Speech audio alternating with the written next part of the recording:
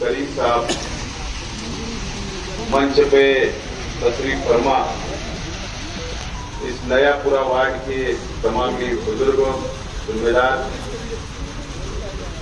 और इस मीटिंग के अंदर मौजूद नयापुरा वार्ड, नयापुरा इलाके के तमाम ही बुजुर्ग हजरात, तमाम ही नौजवान साथी, दोस्तों और साथी, सबसे पहले मैं रियाज उमर साहब, करीम भाई, अली सदर साहब, शकील बॉम्बे साहब, मुस्लिम भाई, मौलाना मोनीस, करीम मॉडर्न साहब, शकील भाई लट्टू वाला, ये जो पूरे साथी हमारे नयापुरा इलाके के इस मीटिंग को कामयाब बनाने के लिए जो मेहनत की, जद्दोजहद की और मीटिंग को कामयाब बनाया, मैं आप लोगों का बहुत बहुत शुक्रिया अदा करता हूं और खास तौर पर इस नयापुरे की आवाम का बहुत बहुत शुक्रिया अदा करता हूं कि आप लोग इस मीटिंग को आप लोगों ने कामयाब बनाया। वक्त काफी हुआ है, मैं भी कोशिश करूंगा मेरी बात कम वक्त में खत्म करूं। दोस्तों और साथियों, असेंबली का इलेक्शन अक्टूबर में होगा और हम लोगों ने इलाका wise, area wise, ward wise हम लोगों ने कार्नर मीटिंगें, वार्ड वाइज मीटिंगें हमने शुरुआत की और उसी की कड़ी है कि आज हम लोग नयापुरा आए हैं। मेरे कई साथी मुझको बता रहे थे कि नयापुरे के अंदर मीटिंग, मैं तो पहले ही बताता हूं कि 2 रोज पहले मैं आया था नयापुरा, जुमा के दिन। हमारा अफजाल है, उसके घर आया था मैं। उसके घर के अंदर दोनों सगे भाइयों को कैंसर हो गया, उनको देखने के लिए आया था। तो काफी वहीं से हलचल शुरू हो गई। शेख आसिफ नयापुरे में एक मकान में आधा घंटा क्यों बैठा? उसके पड़ोसी का ज्यादा हक होता है कि उन्होंने जाकर देखना चाहिए कि मेरे पड़ोसी बीमार है, उसको क्या तकलीफ है, उसको दवाई की जरूरत है, हॉस्पिटल की जरूरत है। अगर मैं 1000 खोली से आया तो हलचल हो गई। और मैं देख रहा था, मेरे साथियों ने बताया आज कि नयापुरे की मीटिंग को लेकर व्हाट्सएप के ऊपर अलग अलग चर्चाएं चल रही थी। काफी दुख हो रहा था हमारे अपोजिशन को कि नयापुरे के अंदर मीटिंग ले रहे, अब ये क्या बोलेगा वहां, क्या पोल खोलेगा। मैं आज बहुत ज्यादा नहीं बोलने वाला हूं, लेकिन आज मेरे सामने जो लोग नयापुरे के जानी मानी शख्सियत यहां बैठे हैं, मोतबर आप लोग बैठे हुए हो और मेरी आवाज जहां तक जा रही है, ऐसे मेरी पूरी नयापुरे की आवाज, बुजुर्गों, मां बहनों से, नौजवान साथियों से मेरा चंद सवालात आप लोगों से है, चंद सवालात आप लोगों से और शहर की आवाम से। मालेगांव शहर में साबिर सत्तार साहब पहले एमएलए रहे,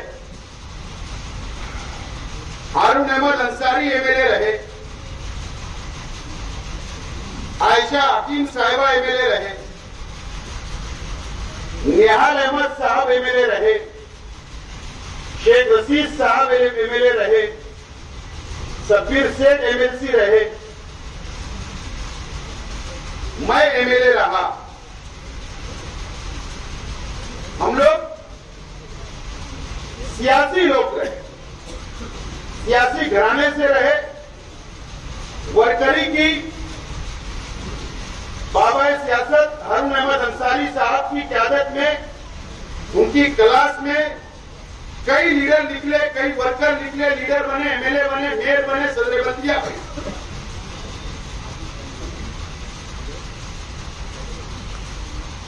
जेडी से ही सब लोगों का सियासी सफर शुरू हुआ, इसीलिए उनको बाबा सियासत कहा गया।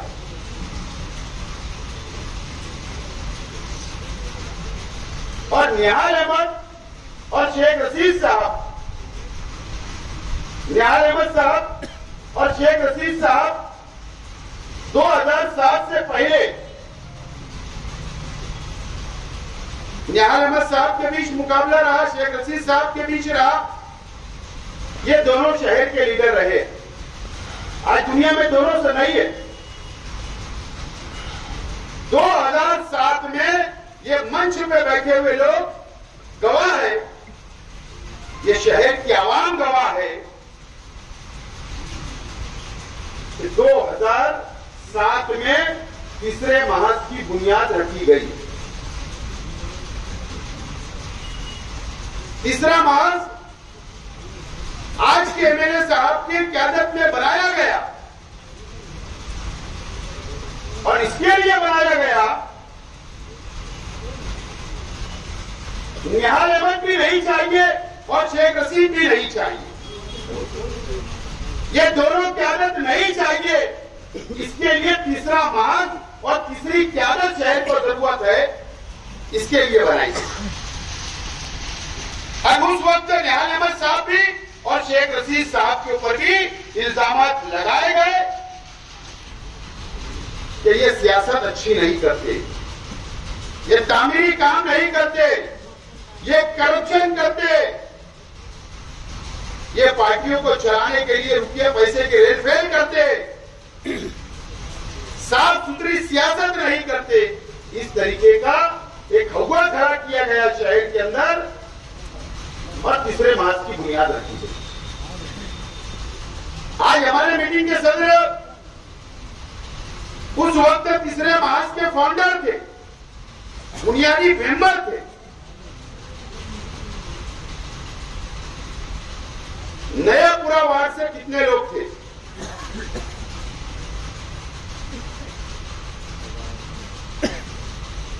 यासीन बागला साहब थे, बुनियादी मेंबर। सबसे पहले पैसा भी उन्होंने लगाया, पैसा भी लगाया, पैसा भी उन्होंने सबसे पहले लगाया। मौलाना अयूब कासमी, ये भी बुनियादी मेंबर थे।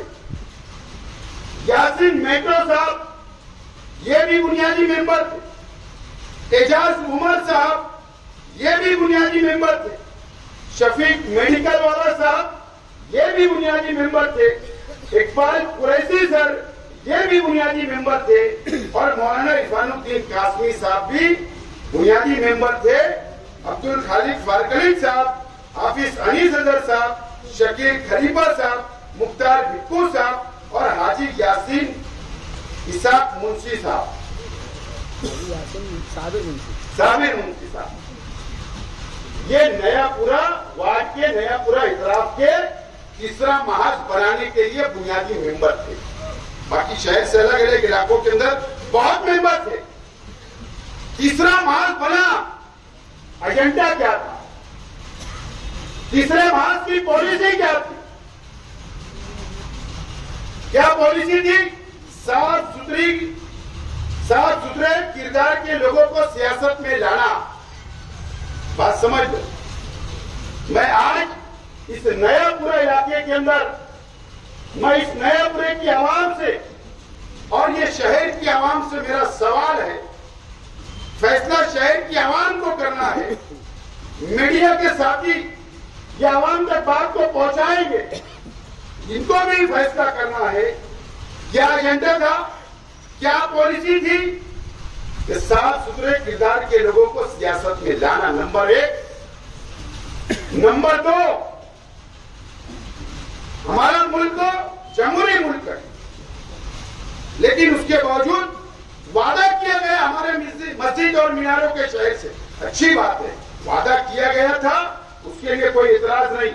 नंबर 2, हजरत उमर फारूक रजी अल्लाह तआला अन्हु की खिलाफत की तरीके पर सियासत करना, यह भी शामिल था। नंबर 3, म्युनिसिपल खजाने को बैतुल माल का दर्जा देना। यानी बैतुल माल की हिफाजत करना, यह भी मिशन में था। नंबर 4, तामीरी कामों की क्वालिटी। ताकि बयान बोलते थे, याद आएगा साथ में, काम की क्वालिटी लेंगे, यह भी मिशन में था। और टिकट के लिए, कारपोरेशन के टिकट के लिए, ओहदे के लिए कोई रुपये का लेन देन नहीं होगा, ये भी पॉलिसी में था, ये भी आवाम के सामने इन्होंने वादा किया था।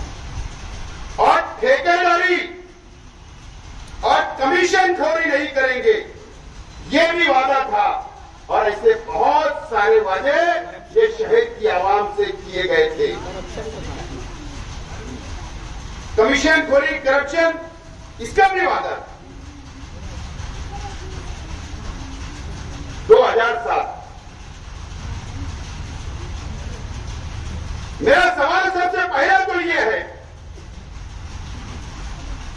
कि ये तमाम ही पार्लियामेंट्री बोर्ड के जो बुनियादी मेंबर थे, जो आज मंच पे बैठे हैं, कुछ लोग मंच पे नहीं है, कुछ लोग दुनिया छोड़कर चले गए। आज शहर के एमएलए साहब ये जवाब दें आप कि ये मेंबरान आपके साथ क्यों नहीं है, आपके मंच में क्यों नहीं है, आपका साथ आज तक इन्होंने क्यों नहीं निभाया, क्यों आपको छोड़कर चले गए। इसका जवाब आप लोगों को पूछना चाहिए, नयापुरी की आवाम को पूछना चाहिए कि ये लोग क्यों साथ में नहीं, क्या हुआ, ये जो वादा किया गया था क्या हुआ इसका। अगर सबसे शुरुआत कही हुई एजाज उमर साहब, निहाल अहमद साहब के साथ आपने काम किया, आप निहाल अहमद साहब की पार्टी से आप कारपोरेटर रहे, मुझे बताइए क्या निहाल अहमद साहब कभी टिकट का पैसा लिया करते थे क्या? क्या शेख रशीद साहब कभी टिकट का पैसा लिया करते थे क्या? तीसरे महाज की बुनियाद डाली गई, वहीं से करप्शन शुरू हुआ, वहीं से अफसरों के अंदर बैठकर रूम नंबर 1 के अंदर टिकट का पैसा वसूल करने का काम किया गया। ये गलत होगा तो आप मुझको रोक सकते हैं तकरीर करने। उस वक्त कम पैसा लिए, मानता हूं मैं, कम करप्शन किया गया। उसके बाद स्टैंडिंग का चेयरमैन आपने किसी को अगर बनाया तो आपने चेयरमैन बनाने का बड़ा लाखों रुपया आपने लिया, 50 लाख 35 लाख का आपने सौदा किया और वो चेयरमैन किसी पैसे और रुपये वालों को दी। आज अल्लाह को प्यारे हो गए, अल्लाह उनको जन्नत नसीब करे। यासीन मेट्रो साहब, नयापुरे की आवाम की ख्वाहिश थी, शहर की ख्वाहिश थी कि एक बुनकर मेयर बनना चाहिए। यासीन मेट्रो साहब ने तैयारी की, पार्लियामेंट्री बोर्ड के अराकीन उनके साथ थे, नयापुरे की आवाम उनके साथ थी, शहर का बुनकर उनके साथ था और वो उनकी दिली ख्वाहिश थी। सबको उन्होंने बुलाए, बैठाए कि मुझको मेयर बनाओ। क्यों मेयर नहीं बनाया गया? क्यों नहीं मेयर बनाया गया? वो ईमानदार थे, वो करप्शन नहीं करना चाहते थे, वो ओहदे के लिए पैसा नहीं देना चाहते थे, इसके लिए उनको मेयर नहीं बनाया गया। उनकी ख्वाहिश थी कि स्टैंडिंग चेयरमैन बनाया जाए। उन्होंने अव्वल ऐलान कर दिया कि मैं स्टैंडिंग चेयरमैन बनूंगा। उनको उनके साथ इतना बड़ा धोखा दिया गया कि उनको स्टैंडिंग का मेंबर ही नहीं बनाया गया। मुझे याद है उस बात, मैं मेंबर था उस वक्त। इसीलिए लेकर रुपया पैसा नहीं दे सकते थे। साफ सुथरी क्या लोगों को टिकट देंगे? कौन से साफ सुथरे लोग थे 2007 से आज तक जितने इन्होंने टिकट बांटे? मुझे बताओ, यादी लेकर आप बैठो, नयापुरी की आवाम बैठिए, शहर की आवाम, और आप लोग फैसला करना कि कितने साफ सुथरे किरदार के लोगों को इन्होंने टिकट दिया। मैं जिम्मेदारी से बोलता हूं, 70% लोगों के ऊपर दाग लगा हुआ था करप्शन का भी अलग अलग केसेस थे। उसके बाद उन लोगों को टिकट दिया गया क्योंकि उन्होंने पैसा दिया था। कौन से टीचर को इन्होंने दिया? बोला गया था हम टीचरों को देंगे, डॉक्टरों को देंगे, कोई मौलाना को नहीं दिया, आलिम को देंगे, एक को भी टिकट नहीं दिया। नहीं टिकट दिया, ये पैसा नहीं दे सकते। करप्शन की शुरुआत वहां से हुई। अम्मार जब ये एमएलए बने, तीसरा मार्च बना, अम्मार साथ में घूमने लगा। एमएलए बने उसके बाद अम्मार जाकर उससे पूछिए, स्टैंडिंग कमेटी की मीटिंग चालू रहती थी, अंदर मीटिंग चलती थी, बाहर आके बैठ जाते। एमएलए साहब ने भेजे हिस्सा लेने के लिए, हिस्सा इतना पैसा आ रहा है, हमको हिस्सा दो। करप्शन की शुरुआत की हो। बैतुल माल की हिफाजत आज हो रही है क्या? बैतुल माल की हिफाजत, बैतुल माल कारपोरेशन तो बैतुल माल की हिफाजत करने आप गए थे। आज बैतुल माल की हिफाजत हो रही है क्या? आज हमारे नदी के इस बाजू का इलाका आप देखिए, सेंट्रल असेंबली हल्का आप लोग देखिए, आज कितना बदतर हालत के अंदर है। आज रास्ते अच्छे नहीं है। आज जब आप मौसमपुर के उधर जाओगे, उसके बाद हर रोड आपको कंक्रीट रोड मिलेगा, सीमेंट का रास्ता मिलेगा, सर्कल मिलेगा, डिवाइडर मिलेगा, जॉगिंग ट्रैक मिलेगा, गार्डन मिलेगी, लाइब्रेरी मिलेगी। ये 2 सालों के अंदर पूरी कारपोरेशन को लूटने का काम किया गया। इनकी जिम्मेदारी थी इसके ऊपर रोक लगाने की, इन्होंने नई रोक लगाई। सिर्फ चंद पैसों के लिए, चंद फंड के लिए ये मंत्री के साथ साझेदारी इन्होंने की। ये क्या है?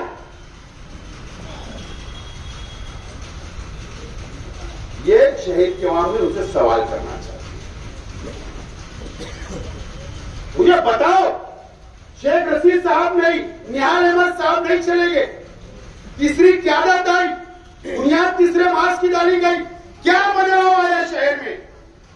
कौन सा बदलाव आया शहर में? राजकारण का, सियासत का और खराबा हुआ, करप्शन बढ़ा, टिकट में करप्शन बढ़ा, भ्रष्टाचार बढ़ा, ठेकेदारी बढ़ी, टक्केवारी बढ़ी, कमीशन खोरी बढ़ी। सिर्फ इनके आने से बढ़ी। और इन हर इलेक्शन में जिन जिन लोगों को इन्होंने टिकट दिया, उन लोगों ने टक्केवारी की, कमीशन खोरी की, ठेकेदारी की। यही काम चलता है, आज भी चल रहा है, आज भी चल रहा है। अगर बदलाव आया होगा 2007 से आज, अगर बदलाव आया होगा तो बता दीजिए हम लोगों को, बता दीजिए शहर की आवाम को। मुशर्रफ चौक पे जलसा लेकर आप बताइए कि ये मैंने बदलाव लाया। बता दीजिए आप क्या बदलाव आपने लाया। आप अपने जाति मुफाद के लिए मिले बने, आप अपने जाति मुफाद हासिल करने के लिए मिले बने। आज उस वक्त से लेकर आज तक आपने अपना फायदा सोचा, अपने परिवार का फायदा सोचा। आपने नयापुरे का फायदा नहीं सोचा, आपने शहर के आवाम का फायदा नहीं सोचा, आपने शहर के बुनकरों का फायदा नहीं सोचा, आपने मजदूरों का फायदा नहीं सोचा। आपने मां बहनों से वादा किया, वो वादा आपने नहीं पूरा किया, उनका आपने नहीं सोचा। आपने किसी का नहीं सोचा, सिर्फ अपना जाति मुफाद हासिल किया। मैं जिम्मेदारी से बोल रहा हूं। आप लोग 2000 पहले से माजी में जाइए, जाइए माजी में, देखिए उनका रहना सहने का तरीका। मैं कोई उनकी पर्सनल अटैक नहीं कर रहा हूं, लेकिन अगर किसी ने वादा किया था तो ये वफा हुआ, उसके ऊपर वो पूरा उतरे। इसके लिए मैं सिर्फ आपकी नजर वहां तक ले जा रहा हूं। देख लीजिए, कोई फर्क नहीं आया। सियासत के अंदर अलग अलग बातें होती है, एक दूसरे के ऊपर इल्जामात होते हैं, लगते हैं इल्जामात, बाद में भुला भी देते हैं, मिल भी जाती है। मुझे बताओ, शायद मुझे नहीं बोलना चाहिए लेकिन मुझे याद दिलाना आज मैं जरूरी समझ रहा हूं। निहाल अहमद साहब ये शेख रशीद साहब के सियासी नजर की इख्तिलाफ रहे, आखिर तक रहे। सियासत होती, हार जीत हुई, लेकिन शेख रशीद साहब ने कभी भी मंच से, स्टेज से निहाल अहमद साहब की कभी भी बेइज्जती नहीं की। ये शहर इस बात का गवाह है। आप देखिए 9 के इलेक्शन में, 7 के इलेक्शन में, आप देखिए कारपोरेशन या असेंबली के इलेक्शन के अंदर निहाल अहमद साहब की बेइज्जती करने का काम भी इसी नयापुरे के एमएलए साहब ने किया है। मुझे तो ताज्जुब होता है, बहुत ताज्जुब होता है। उन्होंने इकबाल साहब अल्लाह ताला उनकी मग़फ़िरत करे, वो उनके साथ 19 के इलेक्शन में चले गए। उन्होंने ये नहीं सोचा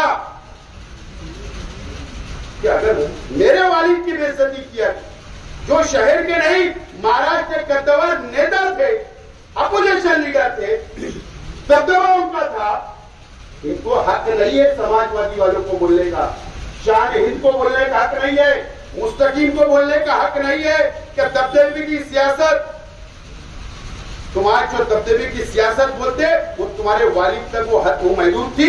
उस वक्त तुमने 2019 के उनके स्टेज के ऊपर जाकर दबदबे के तुमको हक नहीं है बोलने का। अगर तुम्हारे वालिद की वो शख्स ने, मुफ्ती इस्माइल साहब ने बेइज्जती की, उसके बाद आप उनसे क्या सवाल करते? दबदबे की बात होती।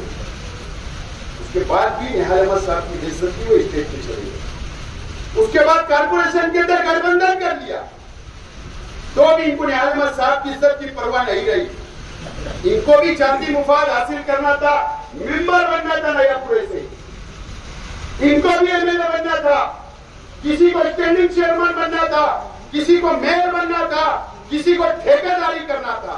इसके लिए महागठबंधन इनका बना। इनको कोई हक वक्त नहीं है। आज मुझे बताओ, इस नयापुरे की आवाम से मैं पूछना चाहता हूं,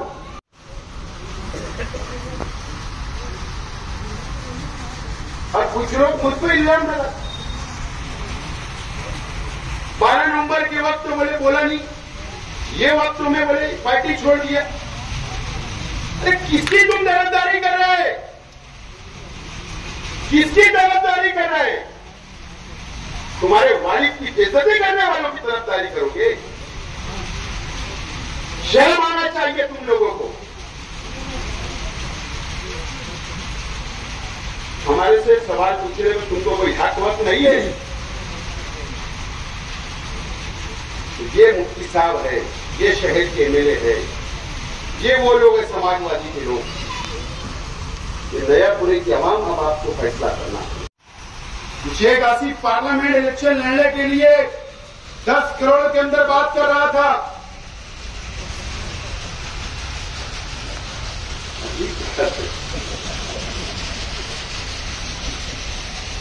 मुफ्ती साहब, आप आलिम हो, आप मुफ्ती हो, हम आपकी इज्जत करते हैं, आपके फतवे पे अमल होता है। जामा मस्जिद, नूरानी मस्जिद, गुरबत मस्जिद, या जहां आप बोलेंगे, यह कब्रिस्तान, वहां पर शेख आसिफ अल्फिया बोलने के लिए तैयार है। शेख आसिफ ने किसी से कभी भी मुलाकात नहीं की, कभी बात ही नहीं हुई। मैं भुक्कड़ है, मेरा परिवार भुक्कड़ है। माल है माल, अल्लाह का करम है, जमीन का बड़ा व्यापार है, धंधा व्यापार है, करोड़ों रुपए की जायदाद है। उस दम के ऊपर लड़ने की बात कर रहा था। देखो हल्किया बता देना। नॉमिनेशन के 8 दिन पहले तुमने गिरीश महाजन साहब से नासिक के अंदर एक होटल में बैठक की थी या नहीं थी, या आप हल्किया बता देना पार्लियामेंट लड़ने के लिए। तुमने 10 करोड़ मांगा था कि नहीं मांगा था, ये बता देना, ये हल्किया। न तो शेख आसिफ बताने के लिए आप ये बता दो कि परवेज कोकनी मालेगांव आया था या नहीं। परवेज कोकनी नाम ले रहा हूं, नासिक का बीजेपी का छोटा मोटा नेता है, वो दलाली करने आया था या नहीं, आपकी बैठक कराया था या नहीं, वोट परसेंटेज कम करने के लिए बता देना। और बहुत लोग हैं जो उम्मीदवारी के जो नाच रहे ना, इन्होंने भी बैठकें की थी बीजेपी से। शेख आसिफ अल्लाह का करम है, मैंने मजाक में इलेक्शन खत्म होने के बाद एक बीजेपी के लीडर से कहा, बोले यार तुम सब लीडरों के पास गए कि तुम लड़ो, हम इतना देते उतना देते, मेरे पास क्यों नहीं आए? बोले तुम हिंदू वोट खा लेते थे, तुम ही चुन के आ जाते थे, हमको ऐसा सबसे चाहिए था कि 50-25 हजार वोट खा ले, इसके लिए इनको ढूंढ रहे थे। बोले तुम चुन के आ जाते, इसलिए नहीं आए। तो उन्होंने भी तुम्हारा, उनके पास क्या इज्जत है तुम्हारी, कितना गिरान कितना वजन है समझ गए। मुफ्ती इस्माइल साहब झूठ मत बोलो, शेख आसिफ हल्किया बोलने के लिए तैयार। पार्लियामेंट के इलेक्शन के वक्त मैं इसलिए बात यहां बोल रहा हूं कि जमीयत का दफ्तर भी यहां पर है। क्या इन्होंने कहा शोभा बच्चा भाई मेमोरेंडम दी, फोटो सेशन हुआ, आमिर अजीबी तूने किया था। उसके बाद जमीयत के तरफ से हिमायत बिना शर्त फी सबीलिल्लाह हिमायत। मुझे तो शक है, माफ करना, मैं इल्जाम नहीं लगा कि जो जलसा हुआ ना सुबह बच्चों के प्रचार का जो जलसा हुआ, मुझे शक है कि जमीयत के पैसे से गिराया हुआ हो, कि प्लेटफार्म जमीयत का छूने, इसका भी जवाब देना चाहिए। लेकिन क्या हुआ? 200 पेटी के जायद पैसा लिया गया।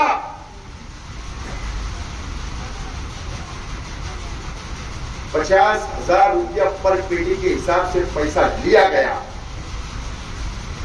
मेरा सवाल है एमएलए साहब के वर्करों से, एमएलए साहब के जिम्मेदारों से, कि आपके नाम पर धोखा दिया गया, जमीयत को धोखा दिया गया, शहर की आवाम को धोखा दिया गया और पूरा पैसा खा लिया गया। वो पैसा कहां गया? ठीक है, शोभा बच्चों अभी इनकार करेगी, मुझे मालूम है, उसका लड़का भी इनकार करेगा, लेकिन मुस्तकिम डिग्निटी ने जो बोला था ना कि कोई पारसा नहीं है, सबने पेटी वाइज पैसा लिए, बिल्कुल सच बात, मैं उसकी बात से सहमत हूं, हमने भी लिया।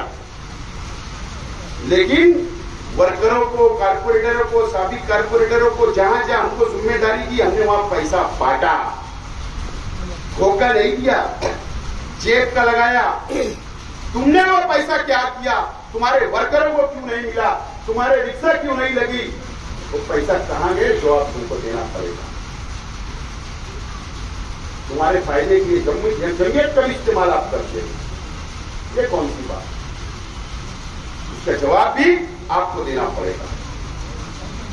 उस पर इल्जाम लगा रहे कि मैं बीजेपी के साथ चला जाऊंगा। वाह, किसने बोलना मुझको? किसने मेरे पर सवाल उठाना? मुफ्ती साहब, आप शहर की आवाम और नयापुरे की आवाम से मैं बोलना चाहता हूं, अक्टूबर इलेक्शन हुआ 19 में, मुफ्ती इस्माइल साहब एमएलए बने। लोग भाई जरा तुम रिकॉर्ड करो, तुम पहचान जाएंगे।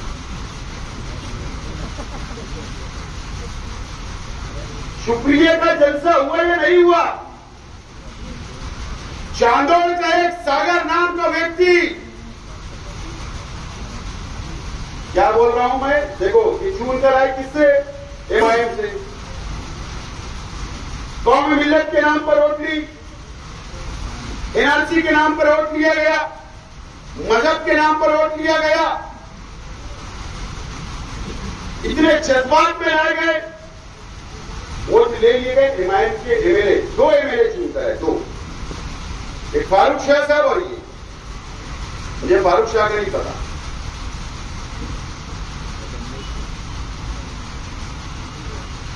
सागर नाम का इंसान जो एजेंट है आज के वज़ीर आला का, ये चुनकर नए नए आए, वही उस शख्स ने गाड़ी लाया, गाड़ी के अंदर बैठे, बैग लेकर बैठे और मुंबई के वर्ली जो सीलिंग है ना, उस इलाके के अंदर जब सीलिंग खत्म होता है, वर्ली के सरकारी गेस्ट हाउस के अंदर 6 दिन आप वहां पर थे। क्यों थे? सरकार तुम्हारी नहीं बन रही थी, तुम्हारी तो इधर भी सरकार नहीं बनने वाली थी, उधर भी नहीं बनने वाली थी। तुम 6 दिन आपने क्या किया वहां पर? और एक दिन तुम खाने की होटल में, एक दिन तुमने क्या किया? ऐसा 7 दिन का हिसाब ये शहर के आवाम को दो। 7 दिन का हिसाब हुआ। उस वक्त तो उद्धव ठाकरे साहब का चीफ मिनिस्टर बनना फाइनल नहीं था, आज के वज़ीर आला का चीफ मिनिस्टर बनने की बातचीत चल रही थी। इसके लिए एमएलए की कमी नहीं होना चाहिए, कोई पार्टी भाग नहीं जाना चाहिए। इन्होंने पहले दिन से शिवसेना के साथ में मिलकर सौदेबाजी शुरू की थी।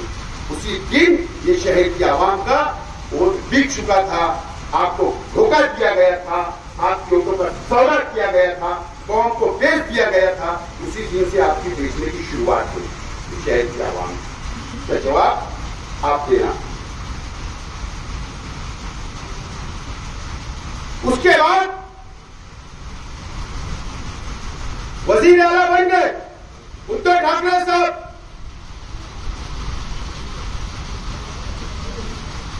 उसके बाद जब सरकार गिरने लगी, बात ध्यान रखो, जिस दिन शिंदे साहब ने एमएलए को लेकर भागा, उस वक्त भी इनका सौदा किया गया, इस शहर के आवाम का सौदा किया गया, और उस वक्त भी इनको तटस्थ गैर जानीदार रखा गया। इन्होंने उनके खिलाफ भी वोट नहीं किया, मुखालफत नहीं की, ये तटस्थ रहे। उस वक्त भी शहर की आवाम को बेचने का था। उसी पीरियड में राज्यसभा के चुनाव हुए, उस वक्त भी इन्होंने कांग्रेस राष्ट्रवादी के उम्मीदवारों को वोट नहीं दिया। उस वक्त भी शिंदे सेना और बीजेपी को इन्होंने वोट दिया, उनके उम्मीदवारों को वोट दिया। उस वक्त भी ये शहर का सौदा किया गया। अभी 12 जुलाई को एमएलसी चुनाव के वक्त भी इन्होंने कांग्रेस, राष्ट्रवादी कांग्रेस, उद्धव ठाकरे, शेखर के उम्मीदवार को वोट नहीं दिया, शिंदे और शिवसेना के लोगों को वोट दिया। उस वक्त भी सौदा किया।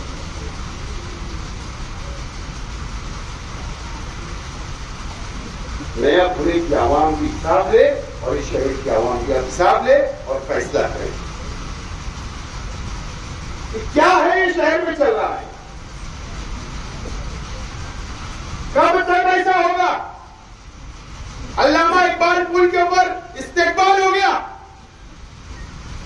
मेरा ख्याल है 12 जुलाई को शाम को हुआ था, मैं या 13 को। क्या इस्तेकबाल हुआ, क्यों हुआ? बिजली सब्सिडी बहाल हो गई। पावर लूम के ऊपर जो सब्सिडी बहाल हो गई, उसके लिमिट थी। इस्तेकबाल हो गया, मीडिया में आ गया, पटाखा फूट गया। बुनकर भाइयों, मेरा तुमसे सवाल है, बताओ अभी जो बिल आई उसमें क्या आपको सब्सिडी मिली? क्या नहीं मिली। सब्सिडी नहीं आई। बुनकरों को धोखा देने का काम किया गया।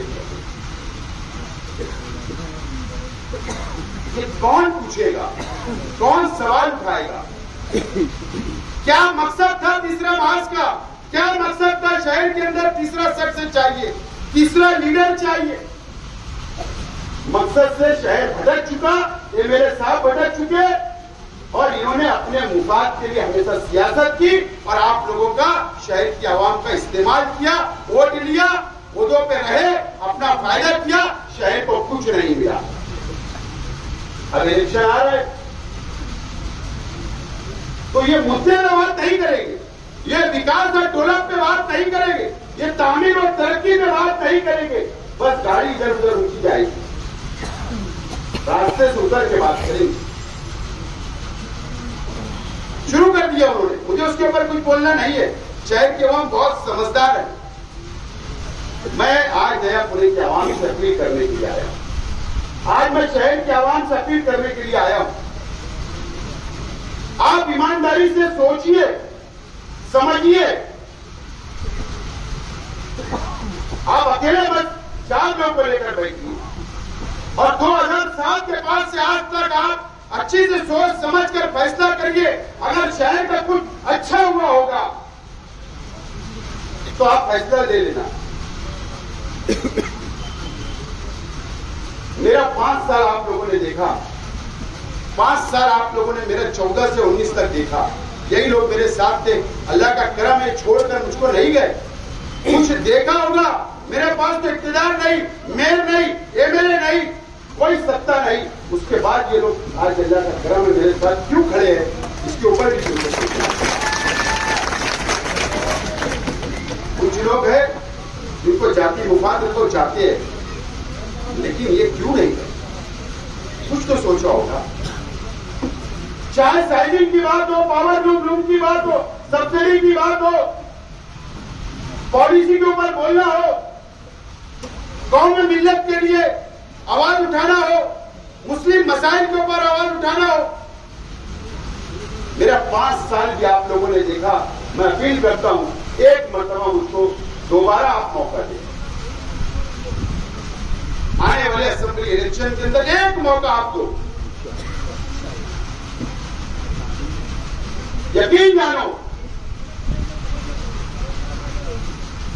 मैंने कभी भी बुनकर भाइयों के साथ भेदभाव नहीं किया। जो काम मेरे पास लेकर आए वो काम मैंने किया हूं। चाहे पावर बिल का हो, कंपनी का हो, साइजिंग का हो, पुलिस स्टेशन का हो, तामाखाने का हो, मार्केट का हो, तमाम ही काम मैंने किया। कोई भेदभाव नहीं किया। मैं आप वादा करता हूं आइंदा भी कोई भेदभाव नहीं करूंगा। आपको साथ लेकर चलूंगा। वापस मौका दो। ठीक है, 19 के अंदर जो ऊपर जाने तो भुला जाओ, लेकिन ये शहर को सही रास्ते पर लाना है, शहर का डेवलप करना है, शहर का विकास करना है, टेक्सटाइल अच्छी पॉलिसी बनना चाहिए, मुस्लिम मसाइल पे बात होना चाहिए। इसके लिए आप उसको चूज कर दो। आज मुझे बताइए, हमारा एक घर होता है, मैं बस 2 मिनट मेरी बात खत्म करूंगा। हमारा एक घर होता है, 4 भाई होते हैं, छोटे होते हैं, बड़े होते हैं, शादी होती है, परिवार बढ़ता है, घर में जगह कम होती है, माँ बाप अलग कर देते हैं, दूसरा घर बनता है। आज हमारा शहर इतना कंजेस्टेड हो गया। भैया 1 मिनट, हेलो, 1-2 मिनट के लिए आवाज मत करो। हमारा शहर कंजेस्टेड हो गया। आज पावर लूम नए कारखाने बनाने के लिए जमीनें नहीं है। मैं क्या बोल रहा हूं, सुन लीजिए मेरी बात। आज नई साइजिंग डालने के लिए जमीनें नहीं है शहर में। आज प्लास्टिक कारखाने डालने के लिए जमीनें नहीं है। आज छोटा मोटा धंधा व्यापार करने के लिए गोडाउन नहीं है। आज घर बनाने के लिए जमीनें खत्म हो रही है। आज हमारे पास जमीन अब नहीं बची, हम कहां जाएंगे? नदी के उधर समरसेल में तो नहीं जाएंगे, सोए गांव में तो नहीं जाएंगे, कैंपों में तो नहीं जाएंगे ना। हमारे मालदा में भी भर गया, बहना भी फूल हो गया। हमको जाना है 40 फाटा, इस साइड जाना पड़ेगा। आज अपने बच्चों के फ्यूचर का सोचो, आज अपने कारोबारी हालात का सोचो। मुझे बताइए MIDC क्यों फेल की गई? किसके वक्त में हुआ ये काम? साइना MIDC क्यों फेल की गई? किसके वक्त में हुआ? 500 एकड़ एक्वायर की गई थी, 500 एकड़ जमीन एक्वायर की।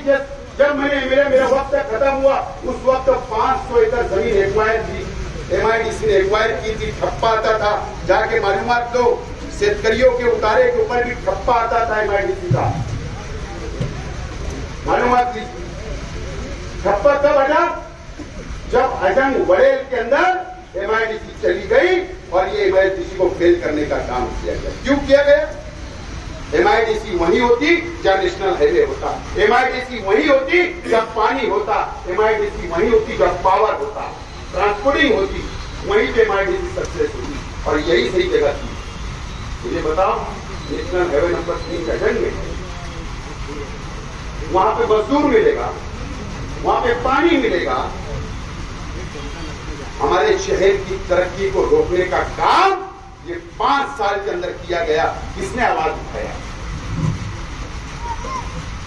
क्यों MIDC खत्म की गई? क्यों नीतीश राणे ये बोल रहा है बहुत बड़ी साजिश है कि लैंड जिहाद चल रहा है? क्यों बोल रहा है? मुझे बताइए, अब मेरा सवाल आज है आप लोगों से, क्यों बोल रहा है? इसलिए बोल रहा है कि मुसलमान 40 फाटे के ऊपर जमीन लेना बंद कर दे, लेआउट वहां पर ना हो, लेआउट की मंजूरी ना मिले, गोंटे वाली जमीन के ऊपर लोग घर ना बनाए। हमारी तरक्की को रोकने के लिए साजिश रची जा रही है। 5 साल में मेरे सामने एक उसका जवाब दिया गया। लैंड जिहाद, लाहौर जिहाद, इंक्वायरी शुरू हो गई, आदेश आए, गवर्नमेंट ने कमेटी बनाई, कलेक्टर की क्यादत में कमेटी काम कर रही, इंक्वायरी कर रही। आज मुझे बताओ, सब चीज खत्म होती चली जा रही है, सब चीज खत्म होती चली जा रही है। यह हमारे शहर को बर्बाद करने का काम इस शहर के अंदर किया जा रहा है और इनकी जिम्मेदारी MLA साहब पर भी आती है। अगर दूसरा MLA ऐसा कर रहा है तो इनको रोकने का काम इनकी जिम्मेदारी थी, इन्होंने नहीं किया, ये नाकाम हो गए। अब आपको सोचना है कि कारोबारी हालात कहां जाएंगे, हमारे कारोबार कैसे बढ़ेंगे। ये जिम्मेदारी हमारी तुम्हारी, शहर की आवाम। कौन लड़ेगा, कौन बोलेगा असेंबली में, कौन कानून बनाएगा, कौन वहां पर आपके लिए आवाज उठाएगा? मुझे तजुर्बा है 5 साल का, अल्लाह का करम है और मैं ईमानदारी से 5 साल पूरा किया। अगर आप लोगों ने मौका दिया, मैं आपको यकीन दिलाता हूं कि वो 5 साल का तजुर्बा, ये 5 साल का पोजीशन में रहने का तजुर्बा, और आइंदा अगर आपने मौका दिया तो इंशाअल्लाह जबरदस्त तरीके से आपकी और शहर की नुमाइंदगी करूंगा और सबके साथ मिलकर करूंगा। ये वादा आज मैं आप लोगों को करता हूं और मुझे उम्मीद है इस मर्तबा कि शहर के अवाम मुझको कबूल करेंगी और मुझे मौका देंगे आप लोग। दोस्तों, मैं तो साफ तौर पर आज बोलना चाहता हूं, मुझसे कोई सवाल जवाब और शर्त की नजर से मुझे देखने की मुफ्ती साहब आप कोशिश मत करो और आप लोग कोई कोशिश मत करो। 5 साल तुम बीजेपी से मेरे रहे, 5 साल तुम शिवसेना से मेरे रहे। मैंने आजाद इलेक्शन लड़ने का फैसला किया हूं, तो मैं आज जिम्मेदारी से बोलता हूं, शेख आसिफ सेकुलर हुकूमत जिधर रहेगी, अगर वो साथ देंगे तो उधर रहेगा, अगर खुलकर आया तो, अगर आपने मौका दिया तो इसका फर्क हुकूमत में नहीं बैठेगा, नहीं बैठेगा। और अगर किसी ने नहीं लिया, मुझे किसी का प्रेशर नहीं चाहिए, कोई पार्टी का आदेश नहीं चाहिए, कोई पार्टी की पॉलिसी में काम नहीं करना है। मुझे कौम के लिए लड़ना है, झगड़ना है और इसके लिए मैं आजाद रहना चाहता हूं। मैं किसी के दबाव में काम नहीं मुझे करना है। पार्टी के पॉलिसी में जलसा में वो सब बताऊंगा, सबके चेहरे बहुत अच्छे नहीं है, सबके चेहरे बहुत अच्छे नहीं। इन्होंने अंदर से मुझे बताओ, वक्फ बोर्ड का मामला चल रहा, जहां पे ये मीटिंग हो रही है भी वक्फ बोर्ड में, बराबर ना।